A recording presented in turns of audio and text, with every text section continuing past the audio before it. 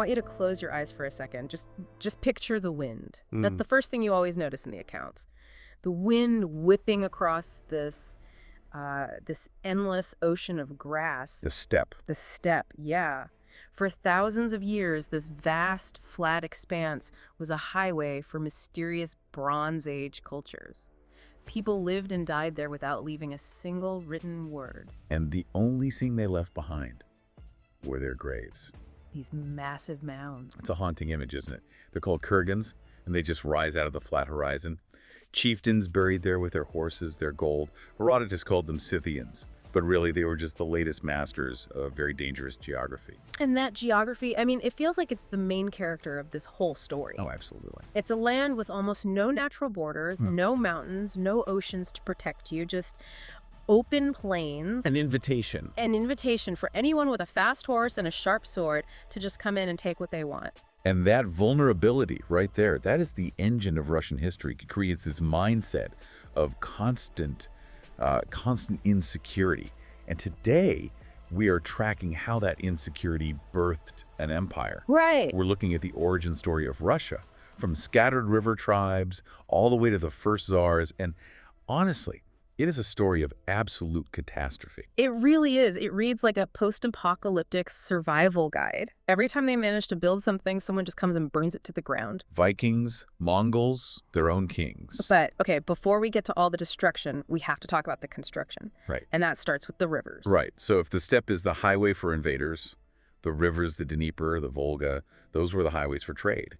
And in the 9th century, the people rowing down those rivers, they weren't locals. They were Vikings. This always blows my mind. I think of Vikings, you know, raiding England or besieging Paris. I don't think of them rowing through the forests of what would become Russia. They were everywhere. In the East, they were known as the Varangians, and they were ruthless businessmen as much as they were warriors, moving furs, wax, slaves, all the way down to Byzantium. So you have these Viking traders moving through land that's full of Slavic tribes. And that relationship wasn't exactly friendly, was it? Not at all. The Slavic tribes were constantly at each other's throats, and the Vikings were happy to exploit that chaos.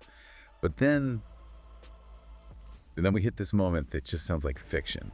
Right. The primary chronicle, our main source, claims the Slavic tribes were so exhausted by their own civil wars that they did something that, like, it sounds insane to us. They outsourced their government. Essentially. Yeah.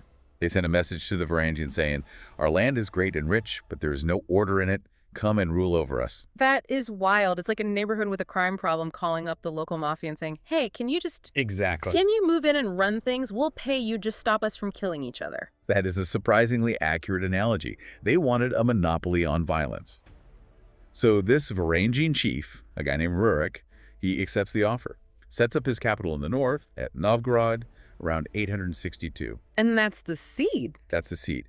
Rurik establishes the Rurikid dynasty. Which is a name we really need to remember because this one family stays in power for a comically long time. 7 centuries. Yeah. Most dynasties, you know, they last a few generations. The Rurikids are the spine of early Russian history. Wow. And the people Rurik brought with him. The locals called them the Rus. Historians still debate where the name comes from, but eventually, Rus goes from being the name of the Viking elite to the name of the land itself. So Russia is basically named after a Swedish rowing club. Okay. So Rurik is in the north, but it's cold up there. The money's in the south. It is. The money was definitely in the south. So Rurik's successor, a guy named Oleg, does the logical thing. He takes an army, rows down the Dnieper, and he captures Kiev. The masterstroke. Total masterstroke. By holding Kiev, he controlled a trade route to Constantinople. He united the north and the south into what we call Kievan Rus. Okay, and this brings us to the moment where the culture really gets defined. Because right now, they're basically, what, Vikings ruling Slavs with a mix of pagan gods. Pretty much. But then along comes Vladimir the Great, and he decides they need an upgrade. Vladimir is a fascinating figure, a brutal warlord. He killed his own brother to take the throne, but he was politically very savvy. He realized that to be a real power, he needed to sit at the grown-ups table. Meaning he needed a major religion. Exactly. And I love this part of the story because it's framed almost like he's going shopping. He sends out envoys to, test drive the different religions. Right. He looks at Islam, Judaism. He did. And the legend goes that he rejected Islam because of the ban on alcohol. He famously said, drinking is the joy of the Rus. which, knowing the rest of Russian history, feels very prescient. Indeed. He rejected Judaism because the Jewish people had lost Jerusalem, and Vladimir thought, why would I follow a god who let his people lose their land? He wanted a religion of winners. He did. But then his envoys went to Constantinople. They walk into the Hagia Sophia, the massive cathedral, and they report back that they did not know whether they were in heaven or on earth. So it was the aesthetic, the shock and awe of it all. It was the beauty, sure, but it was also the power.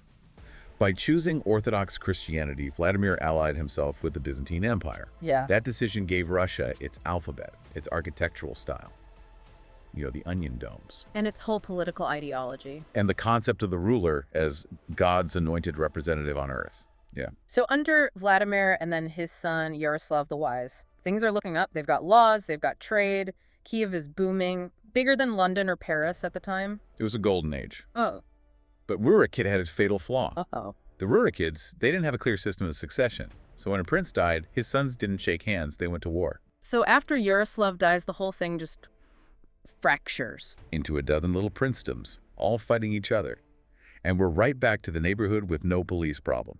And while they're all busy stabbing each other in the back, they are completely ignoring the storm that's gathering on the eastern horizon. And what a storm it was. We are talking about the Mongols. Right. This is usually where the music in the movie would get really, really dark. I think people know the Mongols were bad, but I don't think we really grasp the sheer scale of the trauma. It's hard to overstate. The Mongols weren't just raiders. They were a military machine, a different species of warfare. The rest of princes were used to seasonal fighting. You fight in summer, you go home in the winter. Because fighting in a Russian winter is suicide. Everyone knows that. Everyone except the Mongols. That was their superpower. Their horses were these tough, unshod ponies that could dig through snow to find grass. So when they returned under Batu Khan in 1237, they attacked in the dead of winter. That is terrifying. Just imagine thinking you're safe behind 5 feet of snow, and then an army just appears out of a blizzard. Not just out of the blizzard, they came on the rivers. The frozen rivers became highways for the Mongol cavalry. They moved at lightning speed. And the destruction, I mean, take the city of Kiev. It was a metropolis. And The Mongols burned it so thoroughly that archaeologists today find layers of ash and bone where the streets used to be. They literally erased it from the map. Wow. Kiev had a population of maybe 50,000. After the Mongols left, there were barely 2,000 survivors living in the ruins. The psychological shock was absolute. The chroniclers wrote that it was the end of the world. But not everyone fought back. Which brings us to a really controversial figure, Alexander Nevsky. He's a saint in the Russian church, a national hero. But he was also a collaborator, wasn't he? That's the tension at the heart of his legacy. Nevsky was the Prince of Novgorod, up north. He looked at the smoking ruins of the south, and he did the math. He knew he couldn't beat them. So he went to the Khan, bowed his head, and agreed to pay tribute. Kiss the ring to save the city. He did. But here's the twist. While he was submitting to the east, he was fighting like a demon against the west. The Teutonic Knights? The Teutonic Knights, Catholic Crusaders, were invading from the Baltics. Nevsky meets them at the Battle of the Ice. The famous one on the frozen lake. That's the one. He crushes the knights. And his logic was this. The Mongols want our money, they want our obedience, but they don't care about our souls. They let us keep our religion. Whereas the Catholic Knights... They want to convert us. Yeah. They want to change who we are.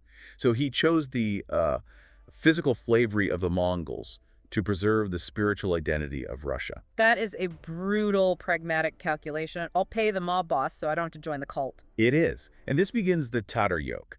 For over 200 years, Russia is basically a vassal state of the Mongol Empire. So the Russian princes still rule, but only with the Khan's permission. Exactly. Yeah. They had to travel to the capital of the Golden Horde, prostrate themselves, and get a yorlik, a patent to rule.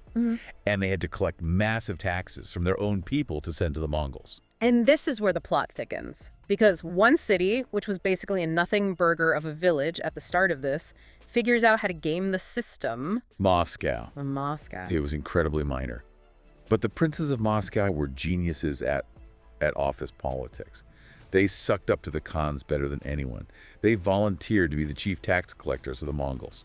So don't worry, Khan, we'll go beat up the other Russian princes and get your money for you. Exactly. And they skimmed off the top. They used Mongol authority to crush their rivals, and they used Mongol money to buy up land. Slowly, quietly, Moscow grew rich and powerful because of its collaboration. Until they were strong enough to bite the hand that fed them? It took a long time, but yes. By 1380, Prince Dmitry Donskoy feels strong enough to challenge the horde. He beats them at the Battle of Kulikovo Field. It didn't end the rule, not yet, but it broke the spell of invincibility. And then a century later, you have Ivan III, Ivan the Great. And the way he finally ends the Mongol rule is so weirdly anticlimactic. It is. It's called the Stand at the Ugra River. Yeah. 1480, the Russian army's on one bank, the Mongol army's on the other. They just stare at each other for days. That's it. Few skirmishes, but mostly posturing. And then the Mongols just pack up and leave. A staring contest to end an empire. It shows you how much the power dynamic had shifted. Moscow was now the heavyweight, and Ivan III didn't just free Russia, he rebranded it. By this time, Constantinople had fallen to the Ottoman The Turks. Second Rome was gone. Gone. So Ivan marries the niece of the last Byzantine emperor and declares Moscow the third Rome. 2 Romes have fallen, the third stands, a fourth there shall not be. That was the slogan. It gave Russia this messianic mission. They weren't just a state. They were the last defenders of the true faith. So the stage is set. We have a powerful, centralized state with a divine mission. We just need a leader to take the final step. And oh boy, do we get one. Ivan IV. The first man to officially be crowned Tsar, which is a Russianization of Caesar. And we know him as Ivan the Terrible. But you've told me before that terrible is a bit of a mistranslation. It is. The Russian word is grozny. It means more like formidable or awe-inspiring, like a thunderstorm. It didn't originally mean bad. And for the first part of his reign, he was actually incredibly effective. He modernized things, expanded the map. Hugely. He created a standing army, updated the law code, and he finally smashed the Mongol strongholds of Kazan and Astrakhan. Yeah. But he also definitely earned the terrible part in the modern sense. Yeah. There's a clear break in his psychology. His beloved wife, Anastasia, died. He was convinced she was poisoned. He became paranoid, and he just snapped. This is where we get the Oprichnina, right? His secret police. A reign of terror. Okay. He created this class of agents who dressed in black, rode black horses, and carried severed dog heads on their saddles to symbolize sniffing out treason. That's vivid. They rode through the country executing nobles, seizing land, burning villages. It was weaponized paranoia. It sounds like he was dismantling his own country out of fear. He was. And it all culminates in this one absolutely tragic scene in 1581. Ivan is arguing with his son, the Tsarevich Ivan. The son is the heir. He's capable, he's strong, he's the future. And the argument gets heated. It does. Ivan the Terrible, in a fit of rage, raises his iron-tipped staff and strikes his son in the temple. God. The accounts say the regret was instant. The Tsar threw himself on the floor, cradling his son, trying to stop the bleeding, just screaming, but the blow was fatal. I can't even imagine that moment. I mean, you spend 700 years from Rurik to now building this dynasty. You survive the Mongols, you survive civil wars, and then in 1 second of rage, you personally kill the only future you have. he is a Greek tragedy in the Kremlin. Ivan died 3 years later, a broken man.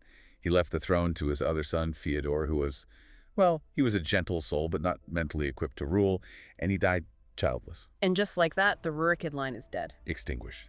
And the vacuum that created, that is what we call the time of troubles. I feel like we rushed this part in our prep, but this period is just, it's absolute insanity. It's not just a political crisis, it's a total societal collapse. It was the apocalypse again. Yeah. Without a legitimate Tsar, no one knew who to obey.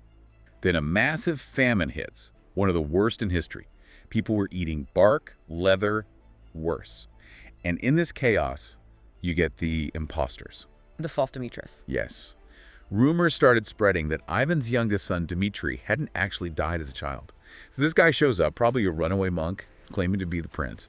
And people were so desperate for a savior, for the true Tsar, that they believed him. He actually becomes Tsar. He does, for about 5 minutes until he's murdered and his remains are supposedly fired out of a cannon. It's just complete chaos. Utter chaos. Yeah. Peasant uprisings, multiple imposters, and the neighbors, they smelled blood.